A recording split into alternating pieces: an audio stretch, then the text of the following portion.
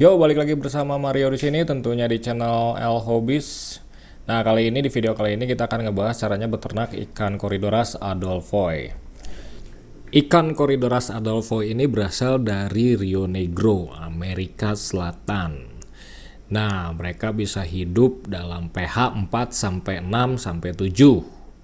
Dan mereka bisa ukuran tubuhnya bisa sampai sebesar 5,5 cm dengan temperatur 20 sampai 26 derajat Celcius. Ikan ini termasuk ikan catfish ya, termasuk jenis ikan catfish. Dan ikan ini juga kalau misalnya kita sebut ikan catfish, berarti ikan ini termasuk ikan omnivora atau pemakan segalanya. Jadi kalau kalian mau memelihara ikan ini, kalian bisa memberi makan cacing, kutu air, atau bahkan pelet yang tenggelam. Karena ikan ini berada di dasar, jadi pemberian pakan sebaiknya pemberian pakan yang di dasar, yang tenggelam-tenggelam. Perlu kalian ketahui juga kalau ikan ini tidak ada predator alami. Jadi dia tidak dimangsa ya. Kenapa tidak dimangsa? Karena ikan jenis Corydoras ini dia mempunyai sengat. Nah, sengat ini itu kalau misalnya kalian pegang dan kalian salah pegang, itu kalian bisa tersengat dan kalian bisa merasakan sakit yang sangat sakit. Iya. Nah, sengat ini letaknya tuh berada di apa tuh namanya siripnya itu ya, di siripnya itu di ujungnya itu. Nah, itu hati-hati kalian kalau memegang, dan sekaligus juga ada di sirip bagian atas, dorsal atas. Nah, jangan coba-coba kalian ngasih makan ikan predator kalian dengan ikan Corydoras, jenis Corydoras apapun itu. Ingat ya, karena dia ada penyengat. Jadi ikan kalian bisa keselak, terus nanti dia nyangkut di tenggorokannya, terus habis itu ada sengatnya. Nanti ikan kalian bisa bakal tewas kalau misalnya kalian kasih makan ikan Corydoras ke ikan predator kalian. Kalau kalian mau ngebreed ikan Corydoras adolphoi, kalian harus bisa membedakan jantan dan betina. Nah, seperti yang kalian lihat di gambar, itu 3 jantan dan 1 betina. Nah, perbedaannya itu di jantan itu dia lebih langsing dibandingkan betina. Kalau betina dia lebih gendut, lebih bulat bentuknya. Kenapa? Karena ya seperti yang saya kasih tahu sebelumnya ya, kalau betina itu mempunyai kantung telur, dia punya ada telur, cadangan telur di dalam perutnya, sehingga badannya itu lebih besar dan membulat dibandingkan ikan jantan.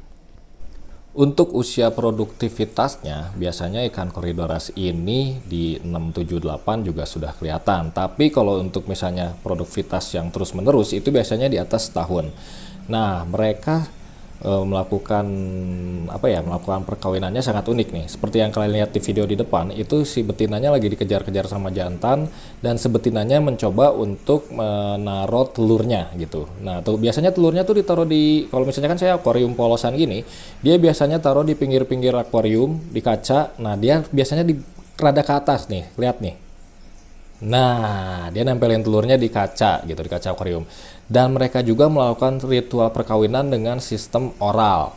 Jadi si sperma itu disedot sama betina melalui mulutnya. Nah, lihat di gambar kan? Di video. Nah, si betina itu nyedot sperma dari jantan melalui mulut, dan pembuahannya, nah di sini juga saya kurang begitu paham gitu gimana cara pembuahannya, tapi yang pasti pembuahannya seperti itu gitu. Si sperma disedot dari jantan oleh betina. Nah, habis mereka melakukan ritual perkawinan ini, biasanya si betina itu bakal naruh telur lagi, dan itu terus berulang-ulang sampai si telur si betina itu habis. Dan biasanya si betina itu menaruh telur menghasilkan telur, kalau yang udah dewasa seperti ini, udah di setahun ini, mereka menghasilkan telur 20 sampai 30 butir telur normalnya. Untuk penetasan, kalian telurnya bisa kalian ambil, bisa menggunakan tangan atau kalian bisa menggunakan kartu apapun itulah, kartu kredit card yang tipis untuk bisa menggeser gitu. Nah, kalau saya menggunakan tangan, jadi saya juga bisa melihat atau merasakan kualitas telur yang bagus atau tidak. Nah, yang bagus itu dia bening ke kuning-kuningan, seperti yang kalian lihat di video nih. Nah, ini kualitas telur yang bagus, jadi dia bening ya gitu guys. Untuk peletakan telur, sebaiknya kalian meletakkannya satu-satu ya, seperti yang saya lakukan di video di depan.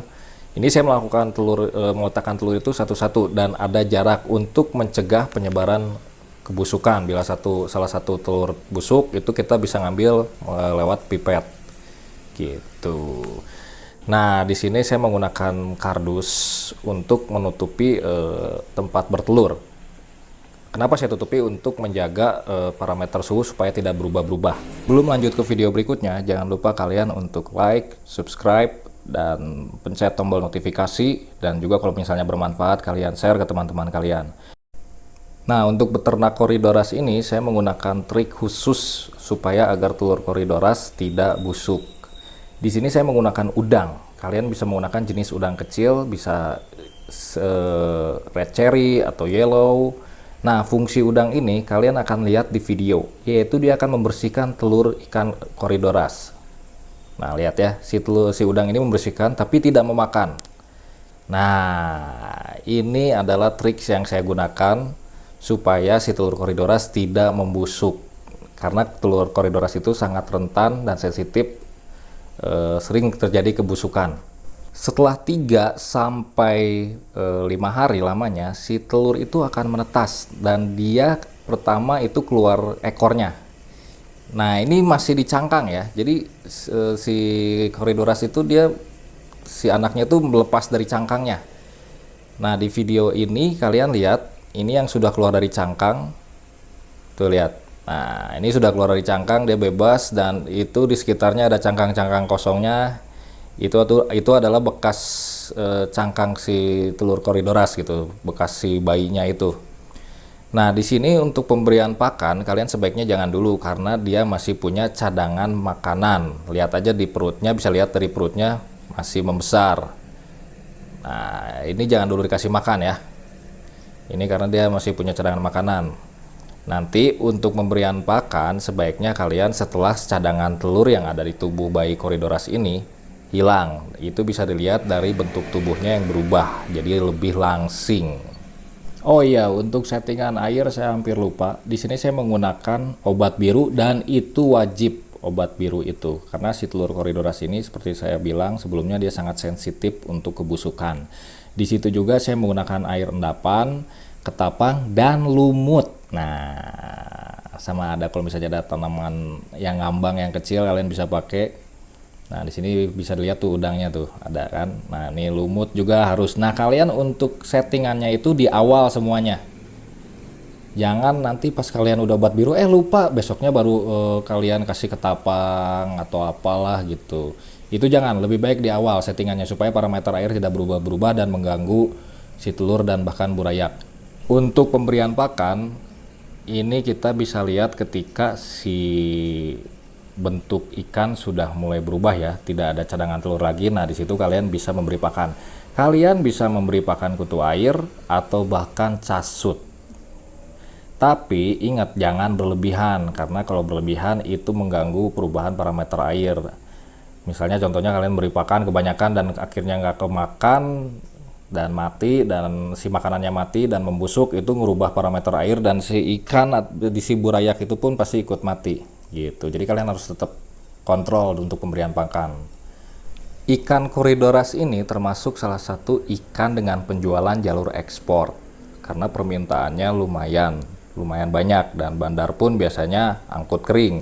Biasanya dibanderol untuk bandar angkut kering harga 6.000 sampai 10.000. Untuk pemindahan burayak Corydoras ke tempat pembesaran tetap seperti biasa, kalian iklimasi dulu, yaitu kalian menyamakan parameter suhu dan parameter air. Nah, sebisa mungkin makanya kalian settingan itu sama. Jadi settingan penetasan dan settingan pembesaran itu harus sama. Nah, di sini saya iklimasi suhu dulu ya, sekitar 15 menit sampai 20 menit lah. Biasanya saya setelah 3 hari pemberian pakan baru saya masukkan ke tempat pembesaran. Kalian bisa menggunakan akuarium ataupun kalian bisa menggunakan ember. Nah, di sini saya sedang menuangkan. Nah, kalian bisa masukin beberapa air dulu. Nah, kalian tunggu lagi supaya ikan tidak kaget gitu, atau bisa disebut juga parameter shock. Kalau saya sih biasanya 15 menit ya, setelah beberapa air masuk dari akuarium, Baru habis itu saya tumpahkan semuanya. Nah, di sini kalian numpahkannya juga harus hati-hati, jangan terlalu tergesa-gesa, perlahan-lahan saja gitu guys. Di akuarium pembesaran saya menggunakan aerator. Di sini juga fungsi aerator juga pakai spons juga ya. Di sini juga untuk menjaga kualitas air supaya air tidak terlalu jelek gitu kualitas airnya. Di sini saya memasukkan semua air ya. Nah, jadi kalian kalau misalnya mau setting lubukan, setting untuk pembesaran, kalian airnya untuk sebelum ikan masuk tuh kalian udah atur ketinggian air gitu. Jadi jangan terlalu meluap nanti pas ketika kalian memasuki semua air dari baskom ini. Nah, saya menggunakan baskom kecil. Dan kalian untuk penetasan telur itu nggak perlu pakai aerator. Karena untuk tipe-tipe ikan yang tidak dijaga sama indukannya, kalian tidak perlu memakai aerator. Bagus sih pakai aerator untuk menjaga kualitas air dan juga suhu sebenarnya. Tapi kalau saya di sini nggak sih, saya nggak menggunakan gitu. Cukup di pembesaran saja saya menggunakannya. Oke guys, cukup sekian video kali ini. Jangan lupa kalian like, subscribe, dan share. Karena dengan kalian like, subscribe, dan share, itu memberikan semangat dan gairah buat saya untuk membuat video-video berikutnya yang tentu saja bermanfaat buat kita semuanya. Thank you, gaspol.